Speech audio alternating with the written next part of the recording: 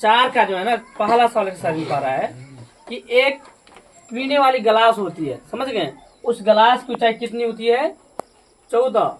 और गिलास की दोनों सिराए पे क्या है? विड्थ है। ऊपरी वृत्त की व्यास है 2 सेंटीमीटर और निचली वृत्त की व्यास कितना है? 4 सेंटीमीटर।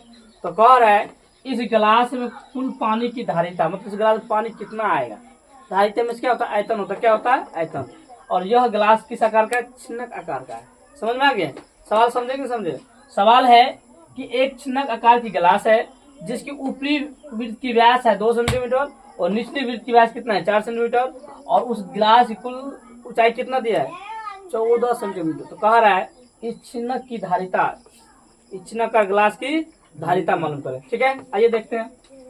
लिखेंगे गिलास की, क्या लिखेंगे जी?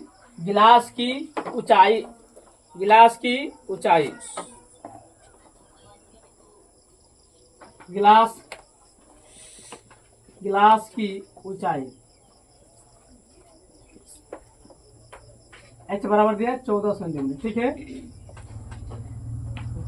ऊपरी व्यास है आपका, ऊपरी व्यास कितना दिया है? 2 सेंटीमीटर।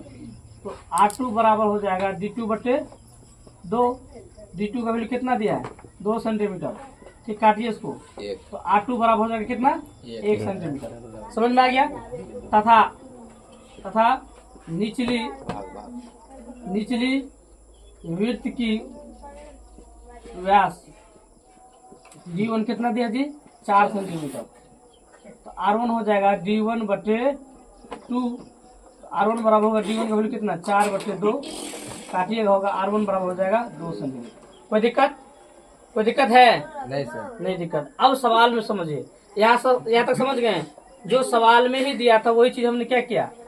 इसकी व्यास कितना है? 4 है। तो R कितना हो गया? D1 बटे 2। R का वैल्यू कितना है? R का वैल्यू कितना आ गया? 2।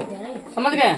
अब सवाल में कहता है कि इस गिलास में कुल पानी कितनी है, मतलब धारिता का मतलब क्या होता है? आयतन। क्या होता है? आयतन।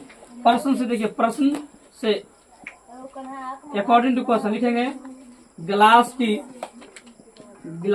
की धारिता। बताइए छिन्नक का आयतन क्या होता है? कोई बता सकते हैं?